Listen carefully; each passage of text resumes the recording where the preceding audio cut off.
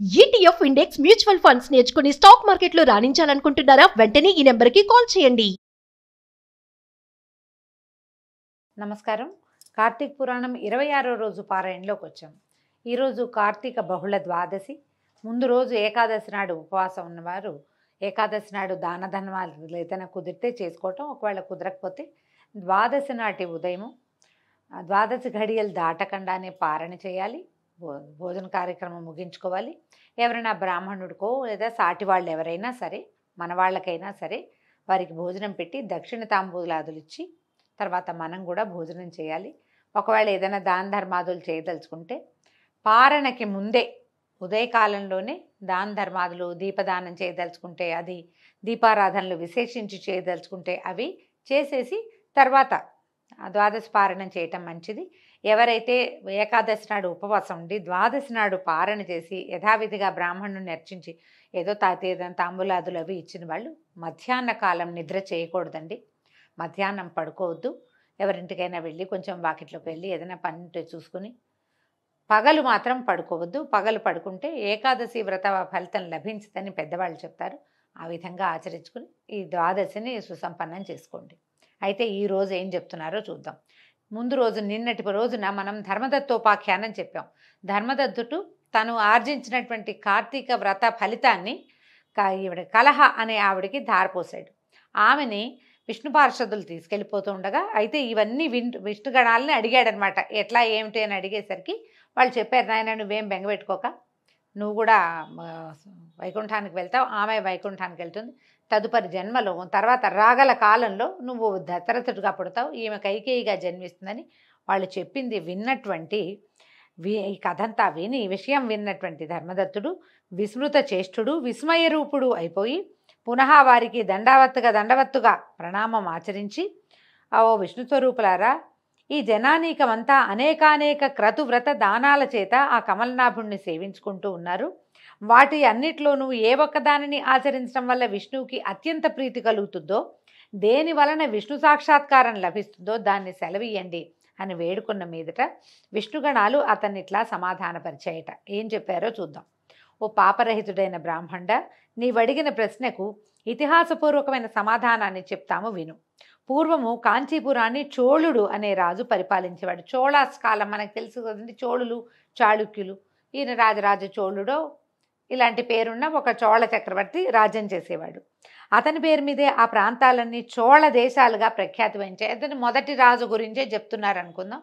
ఆయన పేరు మీదే ఈ చోళ సామ్రాజ్యం పేరు కాంచిందనమాట. ధర్మపాలనకి పెట్టింది పేరైన ఆ రాజు విష్ణుప్రీతికై అనేకానేక యజ్ఞాలను నిర్వర్తించాడు. అతని యజ్ఞాలకై నిర్మించబడిన బంగారపు యూపస్తంభాలతోటి తామ్రపర్ణి యొక్క 2 తీరాలు కూడా కుబేర ఉద్యానవనాలైనటువంటి చైత్రరథాల వల్లే ప్రకాశించే. యూపస్తంభాలంటే యజ్ఞంలో ఒక స్తంభాన్ని పాతి పెడతారండి, యజ్ఞం చేసిన దానికి గుర్తు. ఆ యూపస్తంభానికే యజ్ఞ పశువుని కట్టి యజ్ఞానికి కావలసిన బలి కార్యక్రమాదులన్నీ నిర్వహిస్తారట. ఈ సూర్యవంశ క్షత్రియుల కాలంలో కూడా అలాగే ఎన్నో యూపస్తంభాలు వేశారని చెప్తారు. అయితే అటువంటి రాజు ఒకానొక నాడు అనంతశయనం అనే పేర యోగ ముద్రితుడుగా ఉండేటువంటి విష్ణువాలయానికి వెళ్ళి మణిమౌక్తిక సువర్ణ పుష్పాదులతో ఆ శ్రీహరిని అర్చించి సాష్టాంగ దండ ప్రణామాలు ఆచరించి శ్రీహరి సన్నిధిలోనే కూర్చున్నాడు. ఈయన ఏం చేశాడు, దేవాలయానికి వెళ్ళాడు. అనంతశయనం ఆ దేవాలయం పేరు. విష్ణువు ఇట్లా పడుకుని ఉన్నటువంటి శయనమూర్తిగా ఉన్నటువంటి దేవాలయానికి వెళ్ళాడు. అనేక మణులతోటి, మౌక్తికాలతోటి, రత్నాలతోటి అర్చన చేసి సన్నిధిలో కూర్చోమంటారు కదా, కూర్చున్నాడు. కూర్చునేసరికల్లా అంతలో విష్ణుదాసుడనే బ్రాహ్మణుడొకడు విష్ణువార్చనార్థమై ఆ ఆలయానికి వచ్చాడు. విష్ణు సూక్తాన్ని పఠిస్తూ అతడు ఆ విష్ణు సౌజ్ఞను అంటే ప్రతిమని అభిషేకించి తులసి దళాలతోనూ గుత్తులతోనూ విష్ణు పూజని నిర్వహించాడు. దళాలు కోసుకొచ్చాడు. మంజరులు అంటే కుచ్చులు వస్తాయి కదా మనకి, విత్తనాలు వచ్చే వాటిని గుత్తులు అంటారు లేదా మంజరి అంటారు, దాని పేరు అది. ఆ మంజర్లతోటి అర్చించాడట. విశేషంగా విష్ణు పూజను నిర్వహించాడు. అది చూసిన రాజుగారికి మహాప్రచండమైన కోపం వచ్చిందట. ఆ కోపంలో తాను ధర్మవేత్త అయ్యుండి కూడా అవతలి యొక్క బ్రాహ్మణాభిజాత్యాన్ని విస్మరించి అవతలైన బ్రాహ్మడు ఈయన్ని మనం ఇట్లా అనుకోకూడదు, అనకూడదు అని ఆలోచించలా. ఒక కష్టంతో వచ్చింది ఆయనకి. ఓరి విష్ణుదాసుడా, నేను మాణిక్యాలతోనూ బంగారు పువ్వులతోనూ చేసిన నా పూజ వలన ప్రకాశమానుడిగా ఉన్నటువంటి ఈ ప్రభువుని నీ తులసాకుల పూజతో ఎందుకు కప్పేశావురా?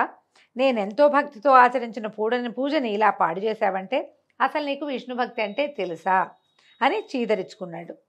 ఇప్పుడు తులసికి ఏ రత్నంతో పోలిక లేదు. కొన్ని వేల కోట్ల రత్నాల కంటే ఒక్క తులసి దళం చాలా గొప్పది.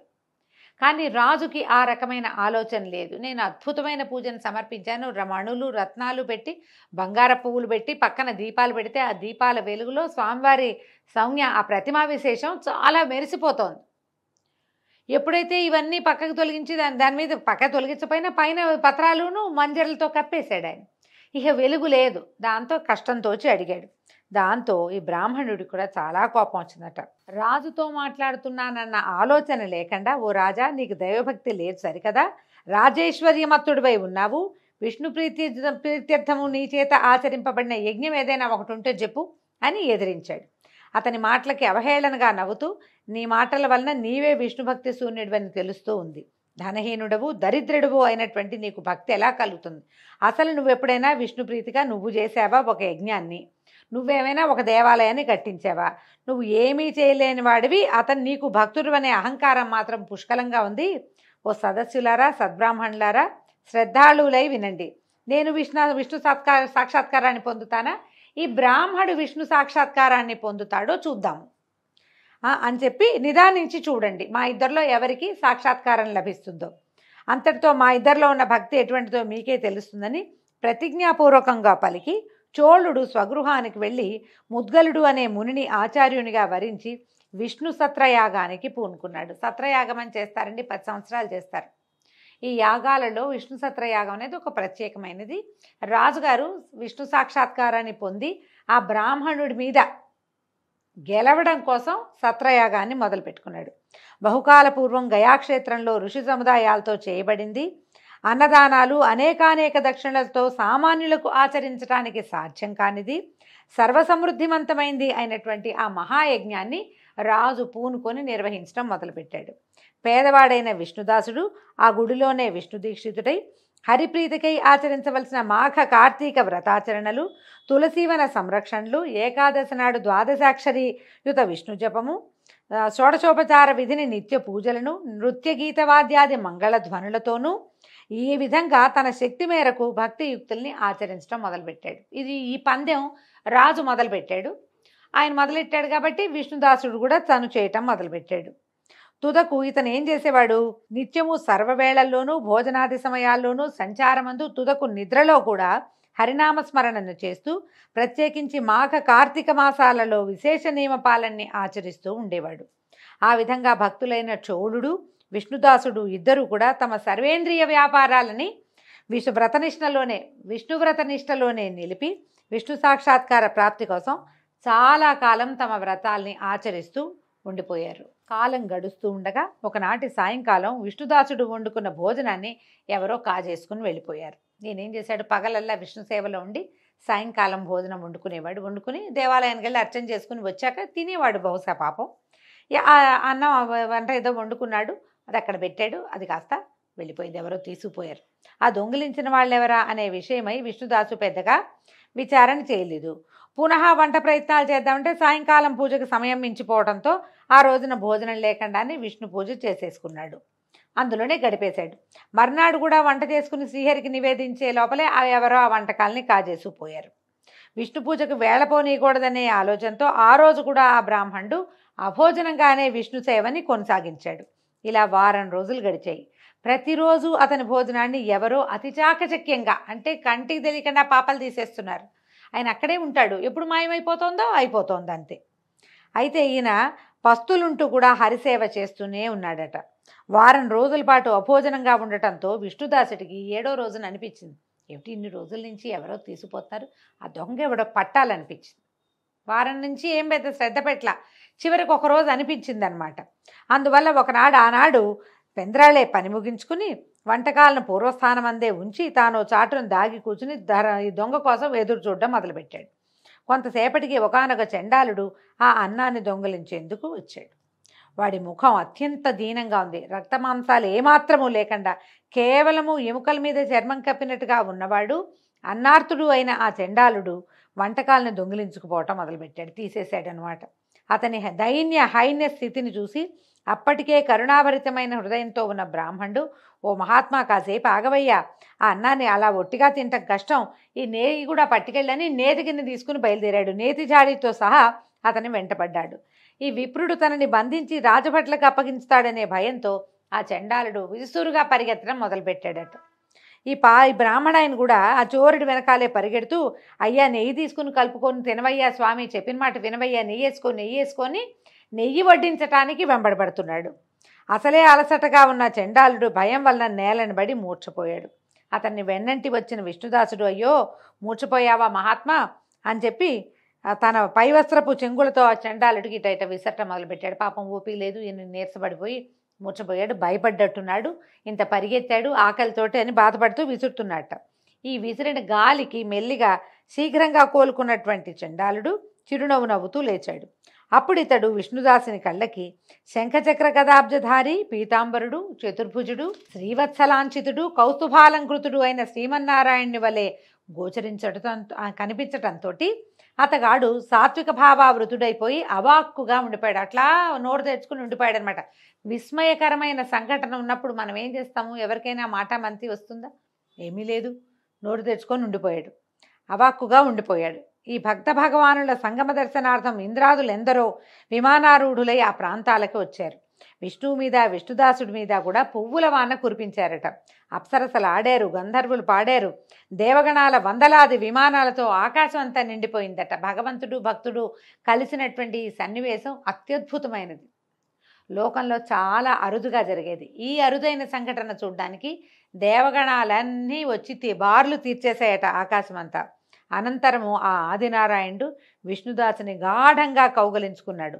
తన సారూప్యాన్ని ప్రసాదించి తనతో బాటే విమానం ఎక్కించుకుని వైకుంఠానికి బయలుదేరాడు. యజ్ఞవాటికలో ఉన్న చోళుడు గగనగాములైన బ్రాహ్మణ బ్రహ్మజనకులిద్దరినీ చూసి ఆశ్చర్యపోయాడు. యజ్ఞవాటికలో ఉన్నాడు, ఆయన చూశాడు, చోళుడికి విమానం కనపడుతోంది. ఎట్లా కనపడింది? దైవ విమానం అంటే అతను కూడా మహాభక్తుడే, అందులో అనుమానం ఏం లేదు. బ్రాహ్మణుడితో సాటి వచ్చేంత భక్తి లేదు కానీ ఉన్నది భక్తి, దాంతో ఆయనకి కనిపించేశారు కలా. అయితే అలా చూస్తూ ఉండిపోయాడు. తక్షణమే తన ఆచార్యని పిలిచి, ఓ ముద్గరముని, నాతో వివాదమాడిన ఆ నిరుపేద విప్రుడు విష్ణు రూపాన్ని పొంది వైకుంఠానికి వెళ్ళిపోతున్నాడు.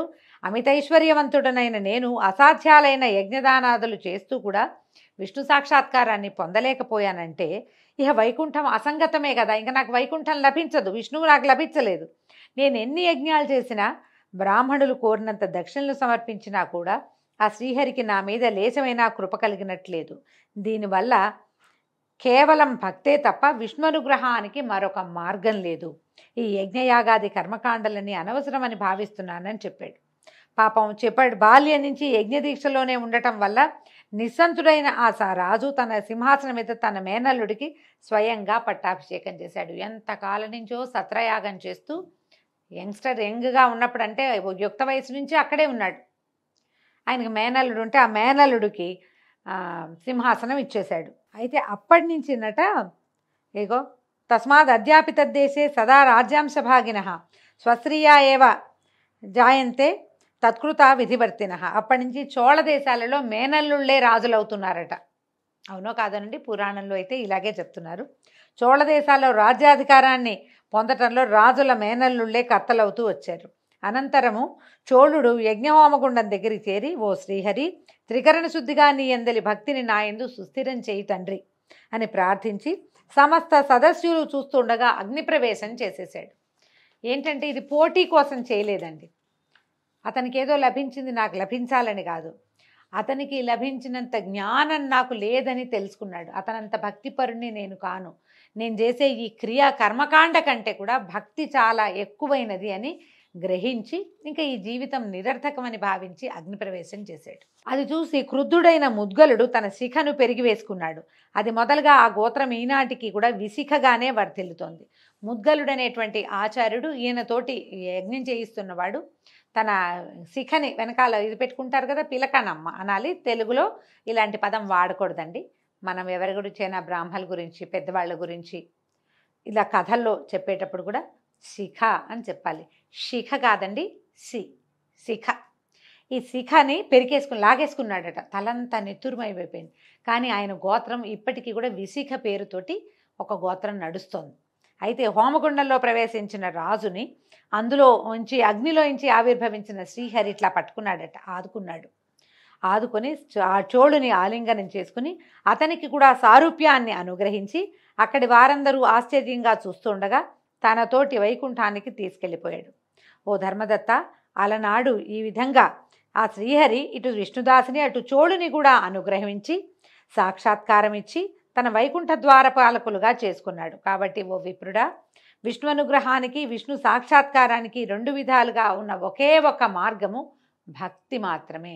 కర్మకాండలు ఎన్ని చేసినా, ఎన్ని పువ్వులు పెట్టాం, ఎంత తెచ్చాం, ఎంత ప్రసాదాలు చేసాం కంటే కూడా భక్తి, ఎంత మనసు భగవంతుని యందు ఉంచాము, ఎంత శ్రద్ధ భగవంతుని మీద ఉన్నది అనేదే అత్యంత ముఖ్యమైనది. ఆత్మజ్ఞానము ఒకటి, ఆత్మజ్ఞానం రెండోది ఆత్మార్పణము అని విష్ణుదత్తుడికి బోధించి విష్ణు పార్షదులు మౌనం వహించారు. దీంతో 26వ రోజు పారాయణ పూర్తయిందండి. రేపు ఉదయం 27వ రోజు పారాయణలో మళ్ళీ కలుసుకుందాము. నమస్కారం.